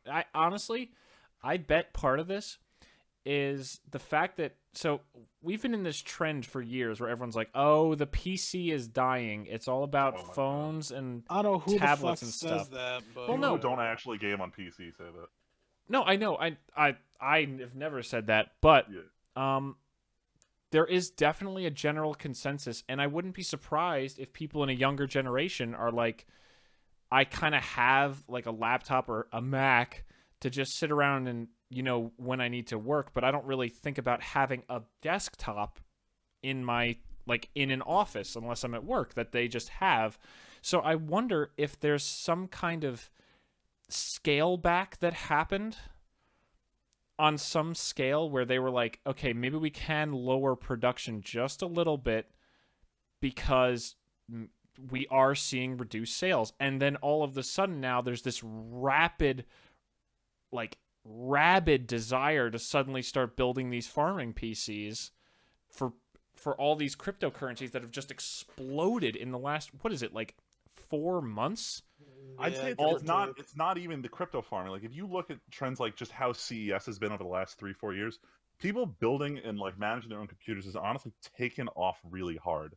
And that's why you've seen, you know, NVIDIA having amazing success with their last 3 lines of graphics cards. Everything since the 800 has been amazing. And the thing that NVIDIA is afraid of is right now they kind of have a stranglehold on the enthusiast market. Some people buy AMD cards if you really have. You know, everyone's buying like a GeForce. Everyone is. And they're concerned that if their card is the one that's just never available, they're going to lose that market recognition and AMD is going to get a foothold in. I wouldn't be surprised if people have there are some people in this pocket right now who already, like, obviously it might not be impactful yet, but there is at least one person out there who that is a reality for, where they said, fuck it, I'm not waiting for this card to be available for someone to sell to me. Or they were waiting like 3 weeks, and they were like, I have most of the parts, I'm just waiting for some kind of dip in one of the cards I need, and it just keeps going up, and they're like, fuck it, I'll buy the AMD card. The $400 AMD card. That's not skyrocketing in price. Or I can buy, or I can physically get my hands on. And that one's good. Like, it's not even a bad card. Like, it's gotten very good reviews. No, I only bought the new NVIDIA card for my rebuild because everyone was like, if you're going for the top end, NVIDIA is a little cheaper and better. But at the lower end, AMD is almost definitely better. I mean, in my experience, I've had one bad AMD card and one NVIDIA that I just overworked to the point where it just died on me. I mean, I'm pretty sure my card is just... I mean, my old card is sitting behind me on the floor. Again, this is also like early, like 2008. We're talking about, like, before the big boom in graphics cards. But I don't know. I always loved GTX. The last time I replaced my card is because my old one literally just overheated and burned out, and I needed a replacement. If there was no cards available for me to buy, I don't know if I'd still be a PC gamer. Like, if there literally wasn't a card for me to purchase, or if I had to buy, like. I got fucked, man. I got all these games on Steam now that I have to play. That's the thing. Once you got that Steam library, you're like, I can't. You know when I fucked up? When I bought Doom. When I bought Doom, that means I can't buy anything lower than my 970 now. You're not wrong. Up. Like, after I got this computer, Doom came out a month later. Yep. And I was like, my computer supports it. And now you're in. And now I'm in forever. But it's funny, though, because I spend most of the time playing games like Enter the Gungeon or like Hotline Miami. Things that you don't need that. Yeah, I could run that shit on like a toaster if I wanted to. Hell, you could run it on my old card that's less functional on the floor. I can run it. Actually, let's look at... I want to see... all right, I'm going to look at Enter the Gungeon. I need to find it? Wait. I'm trying to look for the system. Well, you said you have a 970? I have a 970, yeah. I'm sitting here just below you with a 960. Yo, 960s are still good. Like, the 9 series are good cards. My card that burned out was a 980 Ti. Oh, dang. And now I'm on a 1080, not Ti. Yeah, when I bought this new one, I didn't get one that was like a closed shield one fan unit. I got one that's just a giant heatsink on the bottom with triple fans. I'm like, I'm not dealing with this overheating bullshit again. Mine has triple fans as well. Yeah, I'm like, please God, don't overheat. Never. All right, so you ready for the system requirements? Hell yeah, dude. For Enter the Gungeon, Windows 7 or later. Oh wait, Intor... is this minimum or recommended? This is minimum. Okay. It only has minimum. There is no maximum. Windows 7 or later, Intel Core 2 Duo. Jesus. Those still exist? 2 gigs of RAM, GeForce 7600, 512 megabit or equivalent. My God. That's all you need. Oh, and 2 gigs of available space. So here's the interesting thing. I think the most taxing thing on that list these days is the 2 gigs of RAM. Yeah, actually. Actually, the 2 gigs of RAM. That sounds like the most not... Man, that's crazy. Because 2 gigs ain't shit on a 1 terabyte hard drive. If you have that minimum. 2 gigs of RAM, not 2 gigs of memory. 2 gigs of RAM. Oh, Tyler, come on. I mean, I got 16 gigs of RAM. No, I'm not saying we can't run it, but I'm saying if I think about the gateway thing there for someone who had no idea what the fuck they were doing, right, or was trying to build a bottom of the barrel cheapest part per dollar per power of part thing, 2 gigs of RAM is probably the hardest thing to do right in that bracket. Let's see. Now what is Psychonauts? Probably has like 0 requirements. You can run all these games on a toaster. I play toaster. Guys, if your computer still works from it can run Psychonauts. Oh my God. This is amazing. Fucking, because I was scrolling through my games. So Windows 2000 or XP. Hell yeah. Those are the best. At least, was it a Intel Pentium 4, 512 megabytes of RAM, There you go. a GeForce. Oh god, a 5600. That's forever Oh my ago. God. My old college laptop had a 550M in it. This God is damn. DirectX not. Oh. This is how far it was. What are we Dude, at Holy right now? shit. we're on DirectX 11 pretty much. Yeah, we're on 11, which Um, is took forever to get to. I feel like 12 is somewhere in the future, but yeah, I think this 12's game been a could be thing, but ran 11 on is. Windows 98 though. But it's honestly DirectX 9 doesn't mean anything because up until like 2013, games were still coming out for fucking DirectX 9. Well, yeah. DirectX 9.0C, baby. That was the Oh, man. classic. What It game was was I good. thinking of? Oh, there's a game. Let's see. Fine, I'll join in, Tyler. Yes. Bit Trip Runner. How much? I'm looking What? it up. I got it. No. I'm saying I'm opening it because I have that game. No, I don't even know what this game is. Oh, Oh, no, I know what love this Bit game Trip is. Runner, dude. Yeah, I know this game now. This is like one of those music rhythm games. Okay, the PDF manual won't even open. I'll go to the store page. Is that what you were doing, Tyler? Yeah, I'm going to the store page. Holy shit. All right. nothing All right, will ever Friedman, beat you audio ready? surf. Windows XP SP3 processor 2. Any 2.0 given It doesn't. processor It doesn't of have 2 a model. gigahertz or higher. 2 gigahertz. It doesn't single even. core. It doesn't even have a model. It just says 2 gigahertz. Just need 2 gigahertz. 512 megs of RAM, DirectX 9C, and a shader Model 3 with 128 megs of memory. Huh. And then 100 megs on the hard drive. All right, we're gonna take a Oh, step these are into great. the future. We're This gonna is look so much at fun. Future. we're gonna look at some Grand Theft Auto. Let's see the then Oh. and now. Recommended Wait, which GTA 5? 5.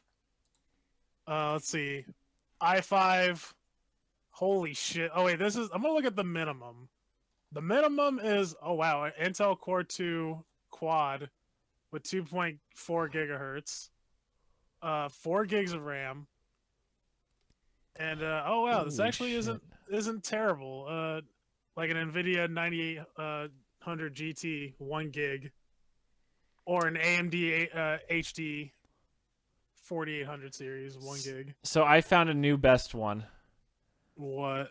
Um, System Shock 2 or some nope, shit like that? Nidhogg. Oh, that game. yo, that game you can probably run on the fucking calculator. XP Vista Easy. 7, processor 1.2 gigahertz processor, Holy memory shit. 512 megs of RAM, graphics, here we go. DirectX 8 compatible graphics card with at least Holy 32 megs fuck. of video memory. But it- Holy like shit. Intel integrated graphics. But it does Intel integrated graphics. but it does need DirectX 9.0C and 200 megabytes. That's Wow. that's Nidhogg. That's impressive. That's fucking fantastic.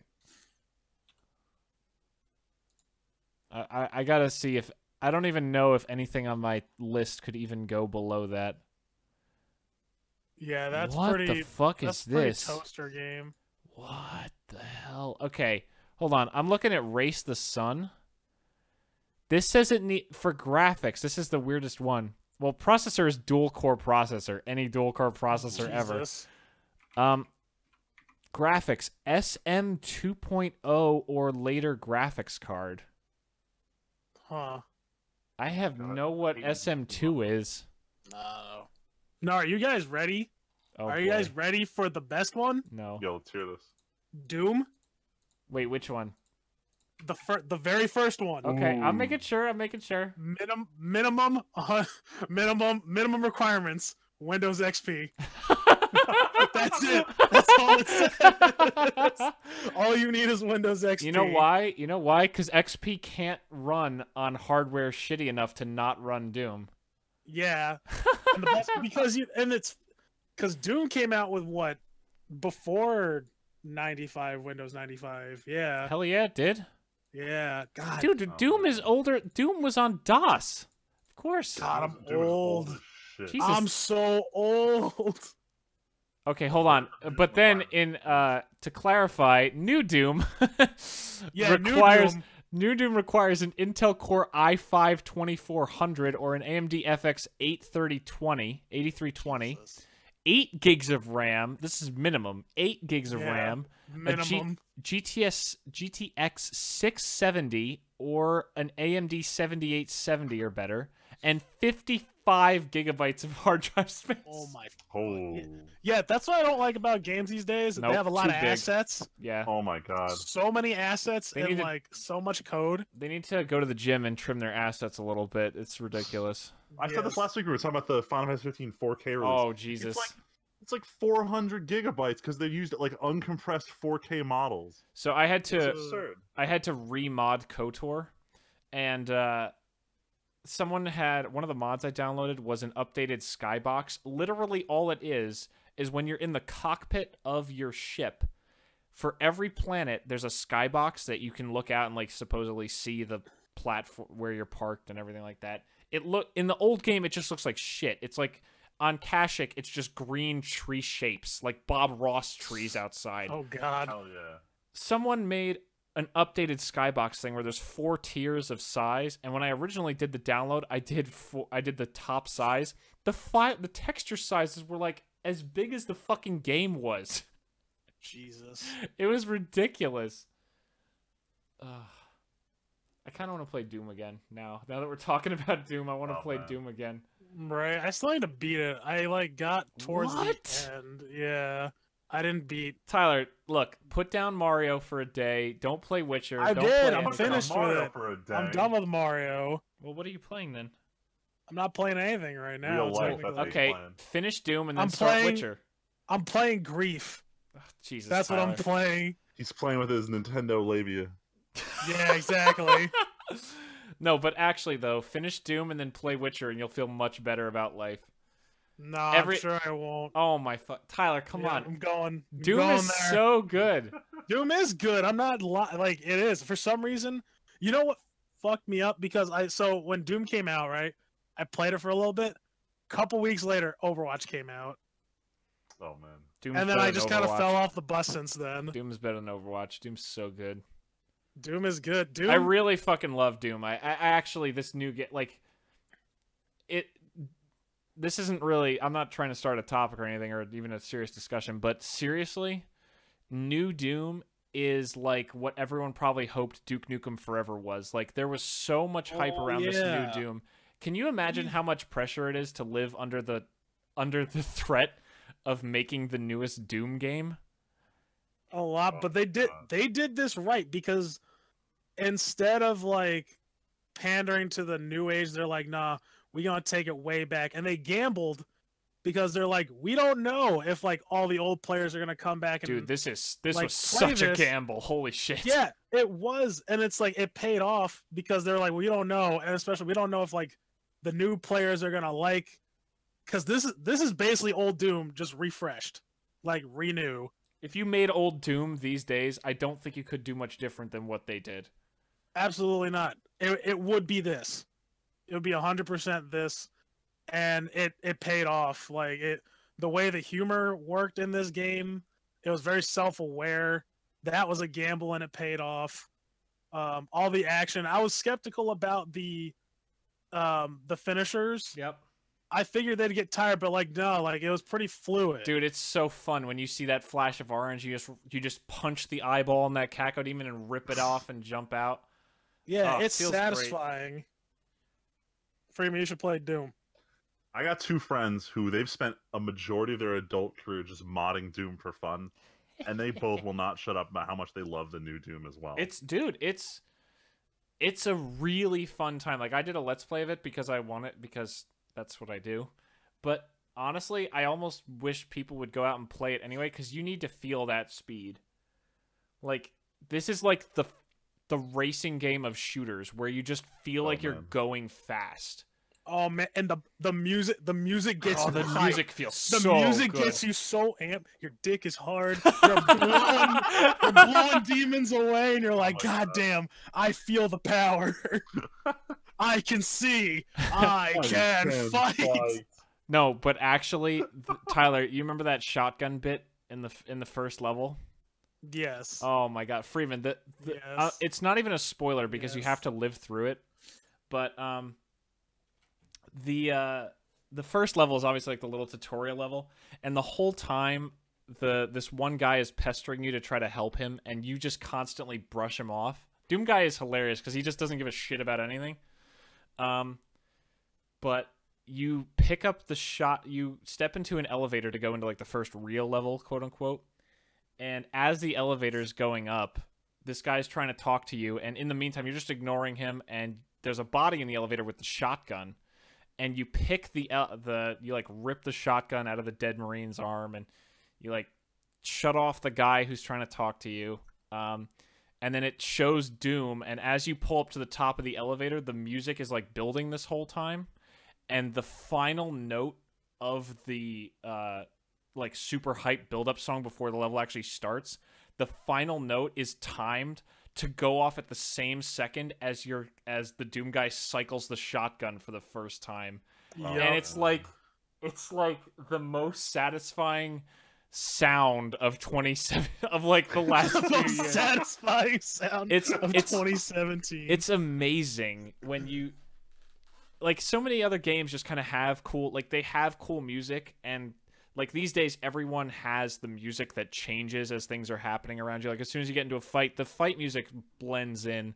That's not really interesting anymore. But this was so perfectly well done with the rise and fall of the music. It's just like, I'm ready to fucking kill some things. This is going to be great. Oh, Doom's great, man.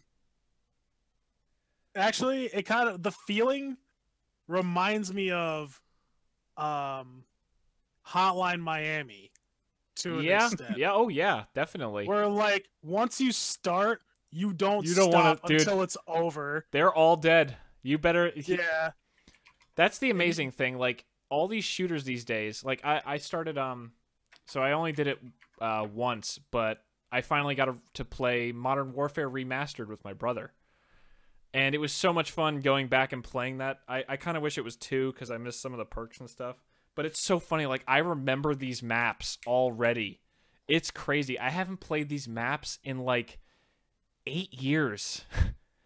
Jeez. And I just remember running through these Modern Warfare maps. It's fucking... Anyway.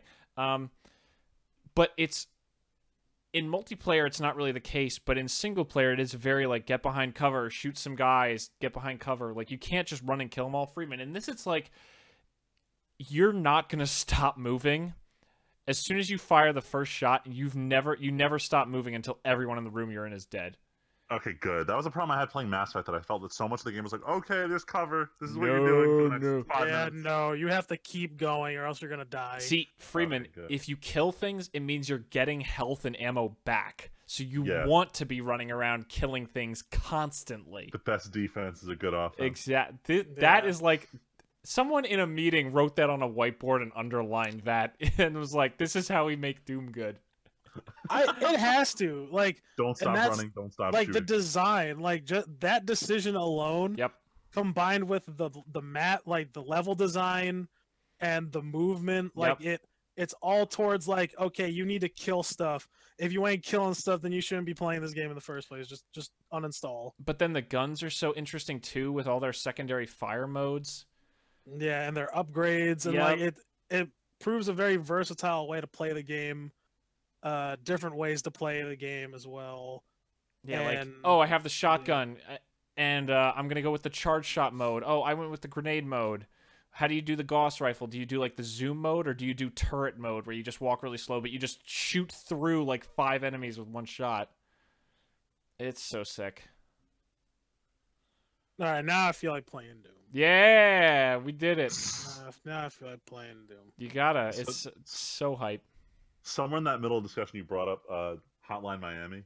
Yeah, and I've been dragging my feet on playing it until I saw someone post this like fail video. Some guy like coming with a plan for an attack in Hotline Miami. He's just gonna like shoot in both directions as he runs down a hallway, and like 2 seconds in, he just eats shit.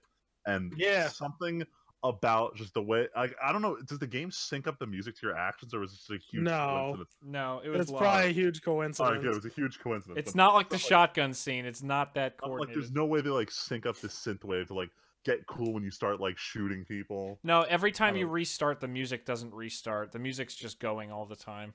Okay, but regardless, now I think I feel the need to play this game. You need to play Hotline Miami, listeners. Play Hotline Miami, not just because it's my aesthetic. I mean, play the first one. Yeah, play the first one. You don't really need... So I never played the second one, but I feel like I heard a lot of people say you don't need to play the second one because it's really just a retread of the first one. Here's the problem with the second one. The second one, you are very limited. Like, you get, like, let's say... I could not even be close to this. Let's say you get 20 masks in the first game, right? Each mask...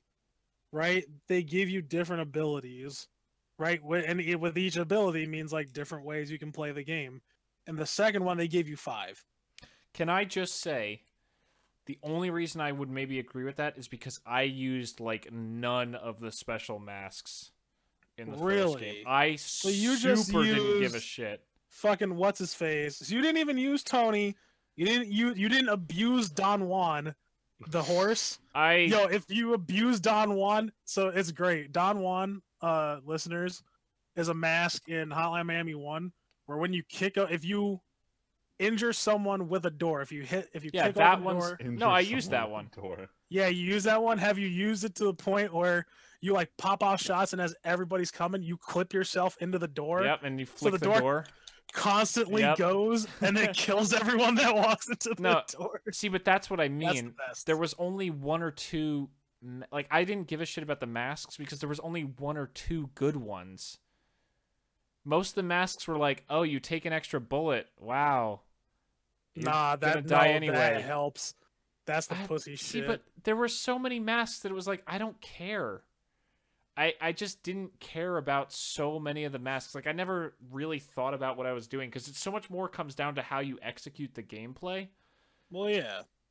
But, like, it's also fun to go back and be like, you know what? I'm going to try going as Tony, right? Literal Tony the Tiger mask. See, I usually boot up Hotline. Like, I'll get the mood, I'll reinstall, and I'll play through half the game with 1 mask, and then I'll just stop because I had my fix. Yeah, that's fine. That's all that game is, really. But I'm saying I don't go back and I'm like, what mask did I use last time? I'll just use the broken mask. I'll just use 1 good mask again. Maybe because that's just how you are, Tim. Maybe people like me are like, yo, I want to try something else. But I'm saying that's why I can see their decision to limit the number of masks and to maybe try to make them all a little more diverse and different. I don't know. They could do that. I feel where you're going because the story in 2 revolves around like you play as this radical group that this is kind of spoilers, I guess. Not really. Meh. Like you kind of get thrown into it like in the beginning of the game. But like you play as like a radicalist group that try to mimic the actions of the guy in the first game. Except instead of like the first game, you find out like, oh, he's like kind of brainwashed into doing all these, and that's not really a spoiler. That's kind of like a given. Honestly, the game doesn't really tell you that very well. It does. The first game is so like I know there's a good ending to the first game that you have to do all this weird shit for. Honestly, I never ever got any good ending for that. Like that it's all shit. I think the story is absolute trash. It really I don't even know if it's trash because I don't know what's happening. There's like a few cutscenes where you're talking to the guys with the masks on, and then you just go off and kill some people, and one time you rescue a girl, and that's it. Like, who the fuck cares? Because like they explain it, they explain what goes on in the second game very poorly. Like I had to go like read a bunch of shit and like maybe watch a YouTube video or 2 of other motherfuckers explaining it to like really piece it together. The Final Fantasy 13 problem. Yeah, pretty much. No, like this is bad because they tell all the pieces of the story out of order. It goes back and forth in between time because in one section of the game you play as the guy Tim with the glasses he works on all those different fucking places, and he's like, "Oh, my God, here's your yeah. pizza," and it's really the money and all that shit. Yeah. Yeah, you play as him, and it's The like he's fuck? in Vietnam. He was actually like a special forces operative, and shit like that. And like it delves into how the mask started. It's dumb. Fucking why? I'm not gonna go into the whole story. Story is not what Hotline Miami needed more of. No, all it needs more of. I want more masks. I don't give a shit. More synthwave, Oh my God. and I'm good. Yeah. See, okay, Friedman. Just listen to the soundtrack for Hotline Miami. I already 2. am. This The is why I want to play this game. There's one song. So 2 years ago, when they were I used to listen to the Giant Bombcast, which was one of the video game podcasts I listened to. They did top soundtracks of the year back when I used to listen to them and their game of the year. There was one song that they played on the thing, and I've listened to it a bunch ever since. Freeman, I'm gonna give you the name of that song right now as soon as I find it. It's like the only one I've heard regularly from that, but it's super fucking good. Oh, it's gone. It's Where is definitely one of the best soundtracks I've ever listened to in my entire life for a game. All right, Freeman, when you get the chance, listen to "In the Face of Evil" from the Hotline Yo, Miami by 2 Magic Sword. Yeah. Yes. Yeah. Dude, By Sword's Magic awesome. Sword. Dude, you probably you listen to Magic Sword, you probably have heard that track. Oh. 100%. Yes, I've heard this song. Yes.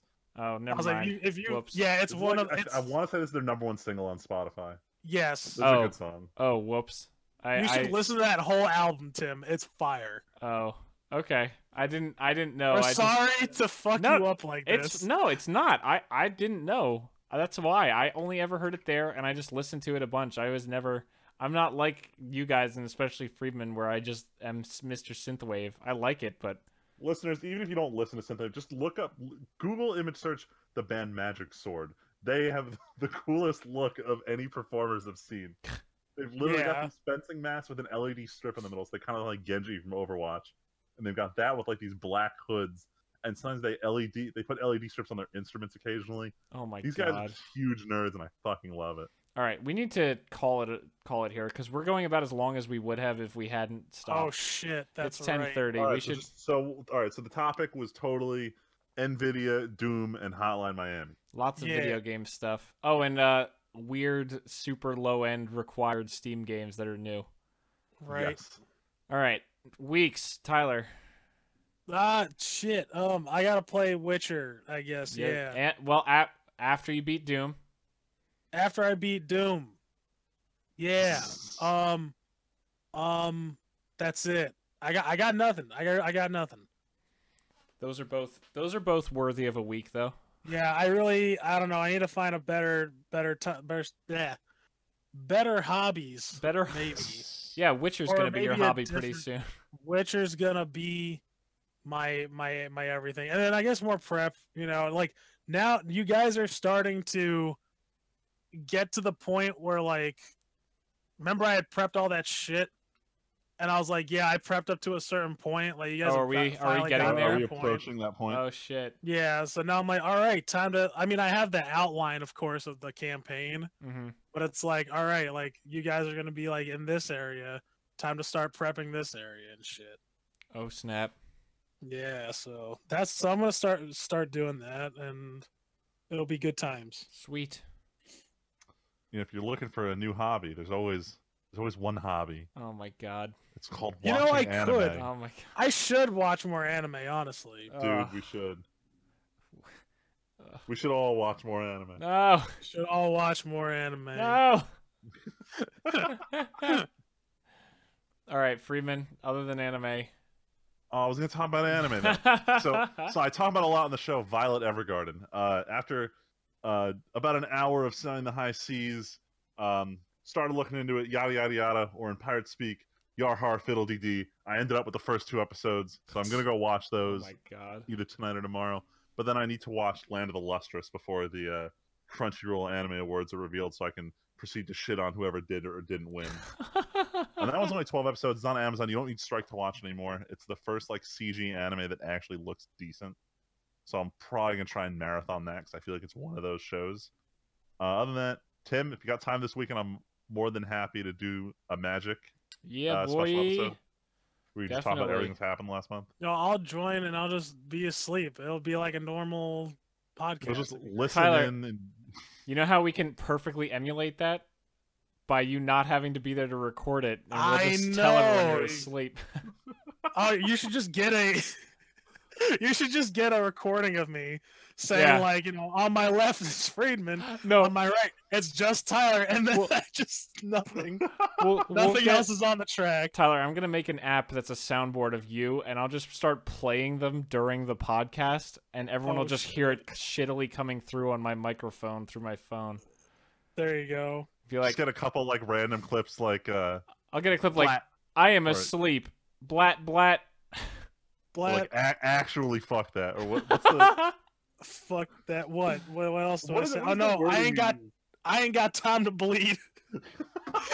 That has to be one, even though I never say it on the podcast. Oh my god. Yeah, we could totally just write you back into the plot. Oh my god, Freeman, There what you else go. are you doing? I don't know. That's it. I guarantee my Guild Wars group is going to keep me away from playing any other games for at least another week or two. So I'm, as always, I'm trying to play Life is Strange, but it's definitely not happening this week. I'll try, but no. Yeah, no. I'm just still continuing with KOTOR on the side, but I'm just playing crap tons of Witcher 3. Especially now that Val has taken to actually enjoying sitting behind me and watching and asking questions and talking to me about what I'm doing. And Wait, we went- Did she try playing it yet? so we did play it on Sunday a little bit. She did go through the very beginning tutorial, and she was a little freaked out, so I don't know. We're going to have to try to get back to it. But yeah, for those at home, my girlfriend said over this weekend she was so interested in watching me play Witcher that we actually went out and bought her a copy on my Xbox One, and she made it through the tutorial with my help, and we're gonna see if we can get her to start playing Witcher on the Xbox. Hell But- yeah. In the meantime, I'm just throwing time at it. Like, I come home from work, she's not home, boom, Witcher. Like, come home from work, Witcher time. I just gotta play. It's so good. I'm playing tons off camera and doing like every side quest, exploring everywhere, and I'm just having an absolute blast. Like, there was this sick ass, like, just a side quest that I did off camera was like, oh, I found a sign that said we need a Witcher to go kill this creature. So I go to this is literally the last quest I did before I ate dinner tonight and then recorded. Oh, we need a Witcher. Go to the village. Everyone in the village is dead. Well, that's weird. Looks like they were all killed by a sword. Someone really strong. And there's the head of basically a forest spirit in the mayor's house. There's a pitchfork and a man with a dead man with a silver chain in his hand. Oh my god, Freeman with these fucking Nintendo memes. These sound like real quest lines here. And we investigate, and we finally find this little girl who survived the attack, and she's terrified of us, and it turns out she's because the guy also has the Witcher eyes, the cat eyes. Freeman, Witchers have basically like cats, like the vertical slits, Yeah. due to the mutations they undergo for their abilities. But she's like, oh my god, I'm so scared of you. And then when you finally calm her down by trying to give her doll back, she's like, yeah, the guy who looks like you was arguing with the mayor of the town, and then all of a sudden he came out and he just started killing everybody, and it was crazy. And so you leave the girl and you track him down, and you find the Witcher, the other Witcher from a different school of Witchers, in a cemetery about half a mile away, and he's just on a bench sitting down just bleeding profusely. And you go up to him and you're like, dude, what the fuck? Or you can just be like, I kill you. But I was like, what the fuck happened? And he's like, yeah, I kind of fucked up pretty hard, but I can at least sort of explain myself. Originally, they offered me about 120 in game, the currency's called crowns, to kill this creature that was haunting the nearby area. Went out, killed it, came back, and they tried to give me 12 for it. And things got a little heated until I was like, dude, I'm gonna go find something worse and bring it back here if I don't get paid. So the head of the village was like, okay, we have a bunch of gold hidden in the barn. Come in the barn. And then while I was watching the mayor dig through some sacks or something, someone suddenly stabbed me in the back with a pitchfork. Goddamn. and that was the broken pitchfork that I found in the barn. It literally snapped from the force of them stabbing this witcher in the back. So in a rage, he then killed almost everyone in the village until he saw the little girl and stopped and let her go. And your choice is, do you kill him or do you let him go? And I had totally forgotten at the time, but Geralt actually mentioned it when I made my decision. I actually let him go. Because, and Geralt points out, one of his nicknames, Tyler, you'll know this, is the Butcher of Blaviken. Oh. And that's basically when Geralt had the same shit, where he flew off the handle and killed a whole bunch of people who he shouldn't have killed. And in gratitude, the guy's like, here's my stash, and he has a sick-ass Witcher sword there that I took. But it's like, that's just one side quest. The only reason I found it was because I was visiting towns, and each town has like a board where they post things, and sometimes you'll find someone asking for a Witcher. And I found one of those, went to it, took the contract, went to the village on the contract way later than I found the contract, and found them dead. Like, that was one side quest. And it's like, all of them have layers to them. Even if they're just a fetch quest, it never feels like a fetch quest. That's the amazing thing. And I don't want to get too into it because I spent like 20 minutes talking my coworker's ear off about how great this game is, so... Yeah, this closing's going on a while, which is I'm sorry. I just kept going. But yeah, I'm loving playing Witcher. Playing a little KOTOR just to keep up with the LP. Honestly, I'm like, the whole time I'm playing KOTOR, I'm like, how long do I have to record so I can play Witcher? But yeah, anyway, I think we're gonna end it there finally. God, I'll shut up now. Other than that, really nothing going on. My girlfriend and I probably need to get back into a show, but we're just too busy watching Wholesome Baking and Shark Tank. Because it's just how much fun. more of those shows? How much more of each of those shows do you guys have to watch? Oh, we haven't even finished like one of the seasons of Shark Tank. We usually watch like one episode of that, or one episode of Baking a night, and that's about it. But how much of the baking show is there? Oh, I don't even know. We're on season 3 on Netflix. I don't know how many are on Netflix. Oh man, Freeman, there's always more. Like, you want more us to watch anime. You guys all are like, anime, and then my dad is like, oh, but look at all these other amazing real shows. All these real shows. What? Real shows? With real like, people. Yeah, real. Trigger. Like, we still never saw Westworld or Black Mirror, or my dad's been watching Peaky Blinders on Netflix, and that's supposed to be amazing. Like, there's too many fucking good shows out there. Man, Peaky Blinders is like, man, whatever, man. Wait, really? Did you watch Godless, though? Not that either. You should watch Godless instead. Yes, that no. There's too much good shit out there to watch. There's really too much. Mindhunters. No, Val should watch Mindhunters. She doesn't want to. I want to. What the fuck? Tyler, I suggested, and she's like, no, that doesn't really look interesting. No, we gotta talk about this after the podcast. I'm livid. Yeah, go ahead. I'm about to yell at her. I don't care. Go ahead. Text her right now. Yell at her. I don't care. I'm about to. She has the audacity to watch fucking Criminal Minds, but she ain't gonna watch. Tell her. I don't care. I don't mind. I know you don't care. Oh, well, you're getting all pissed off and like, why didn't you watch? I am getting pissed off because she's gonna watch some trash. Watch some trash. She's gonna watch garbage, but she's not gonna watch some quality criminal justice stuff. Oh my god! Thanks for listening, everybody. We'll be back next week unless we cancel the podcast. I don't know anymore. Yeah, I'm probably canceling it after this. Tyler's gonna end up in the goddamn loony bin after this shit. Well, even if we cancel the podcast, Freeman and I will probably come back with a Magic-themed podcast about more updates on Great Designer Search and some Rivals of Ixalan commentary and things like that. So discussions of the ban list. And that too. All the good stuff. Yeah. So thanks for listening, everybody. My name's Tim. I'm Friedman. And just Tyler. Oh, I thought it was going to be like Livid Tyler or some shit. Nah, man, I know how to turn the switch off, man. Oh my god. All right. Bye, everybody.